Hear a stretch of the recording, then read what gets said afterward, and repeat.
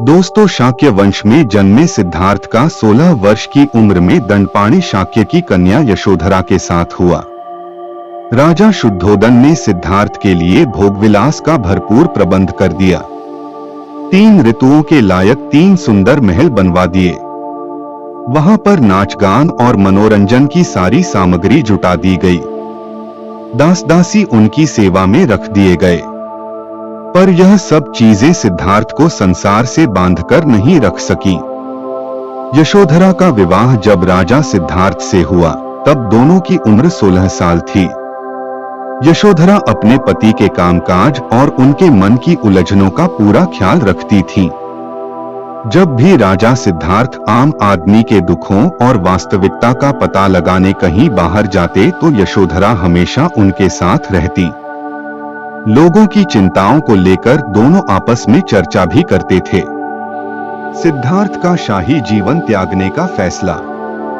यशोधरा को कई मौकों पर सिद्धार्थ के सन्यासी जीवन अपनाने को लेकर चेतावनी मिल चुकी थी। यहाँ तक कि यशोधरा के पिता ने उन्हें सिद्धार्थ के शाही जीवन त्यागने और सांसारिक सुखों को छोड़ने को लेकर आगाह किया था। यशोधरा भी अपने पति के सन्यासी जीवन के प्रति उत्सुकता को पहचान गई थी। सिद्धार्थ को डर सताता था कि दूसरे लोगों की तरह वह भी एक दिन मानव जीवन की समस्याओं जैसे बीमारियों, बुढ़ापा और मृत्यु का शिकार हो जाएंगे। जब यशोधरा ने दिया इकलौती संतान को जन्म। शादी के 13 साल बाद जब यशोधरा ने अपनी इकलौती संतान को जन्म दिया तब सिद्धार्थ शाही जीवन त्यागने का फैसला कर चुके थे। उन्होंने अपने बेटे का नाम राहुल रखा था। दरअसल राजा सिद्धार्थ को लगा कि उनकी यह संतान उन्हें पत्नी के साथ बंधे रहने के लिए मजबूर कर सकती है और उनके आत्मज्ञान की खोज में बाधा डाल सकती है। आत्मज्ञान की खोज में निकल पड़े सिद्धार्थ। जब यशोधरा को पता चला कि उनके पति शाही और पारिवारिक जीवन को त्याग कर आत्मज्ञान की खोज में निकल पड़े हैं तो वह हैरान रह गई। हालांकि इस दुख को बर्दाश्त करने के लिए उन्होंने खुद को तैयार कर लिया था और एक बहादुर महिला बनकर पति के फैसले को स्वीकार किया। जो लोग यशोधरा को दया की दृष्टि से देखते उन्हें यशोधरा का एक ही जवाब हमें जीवन में कुछ बड़ा हासिल करने के लिए छोटी छोटी चीजों का त्याग करना पड़ता है। 6 वर्षों के दौरान जब सिद्धार्थ यशोधरा के पास नहीं थे तब उन्हें पति के शाही लिबास छोड़ने और दिन में एक बार भोजन करने जैसी बातों का पता चलता रहता। भिक्षुणी की तरह बिताया जीवन। इस दौरान यशोधरा ने भी शाही पोशाक, गहने और महंगी चीजों का त्याग कर दिया था। वह एक सादे पीले लिबास में रहने लगी। वह महल में अपना शाही कमरा छोड़कर बगीचे में एक छोटी सी झोपड़ डालकर रहने लगी। यहाँ उनके साथ उनका बेटा राहुल भी रहता था। वो न सिर्फ फर्श पर सोती थी बल्कि दिन में एक ही पहर खाना खाती थी। इस दौरान वह हमेशा अपने बेटे को पिता के जीवन और शिक्षाओं से सीख लेने को कहती थी। गौतम बुद्ध की वापसी।